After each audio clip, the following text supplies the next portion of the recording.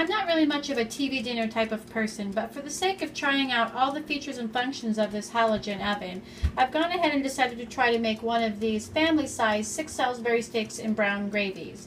So that's pretty much all that's what's in there. And the directions say not to use this in a toaster oven, and I'm assuming it's because they don't want the heating element too close to the top of the packaging that they use to put these frozen meals in. So I've gone ahead and used the extension ring in order to raise that up. So I've got the meal in there. You can see that it's totally frozen, ready to go. And I've set the timer here for about 50 minutes. They said about 55 or so, but I set it for 50 at 475. And we're going to go ahead and get this going and see how this works out.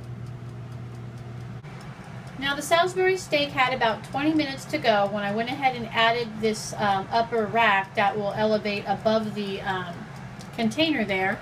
And to that rack I put a little parchment paper and then some red potatoes that I diced.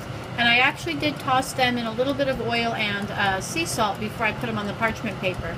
And they're sort of browning right now really well and getting a little crispy on the outside, and hopefully will be nice and tender on the inside, and I'll eat those with the Salisbury steak. So it has about maybe 4 or 5 minutes to go, and then we'll see if everything is done. Now the timer's gone off and these potatoes are looking really good. They've been about maybe 20 minutes or so in the halogen oven, and they're soft. So they're baked all the way through, and we're going to go ahead and get this top rack out. Even though my potatoes were cooked through, what I went ahead and did is I put them on the bottom rack, turned the other direction just to give the bottom a little bit of crisping.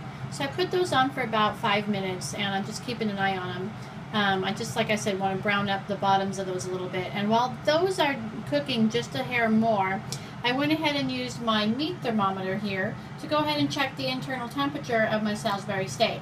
You want to make sure that you do cook everything thoroughly, and these should be at a minimum of 165, which you can see they are. And it took about an hour and 10 minutes total to cook in the halogen oven. So here I have my roasted potatoes and my Salisbury steak. I'm missing a vegetable, but sometimes that's the way it is. And I'm going to go ahead and eat my dinner, and it came out really good. I'm fairly pleased.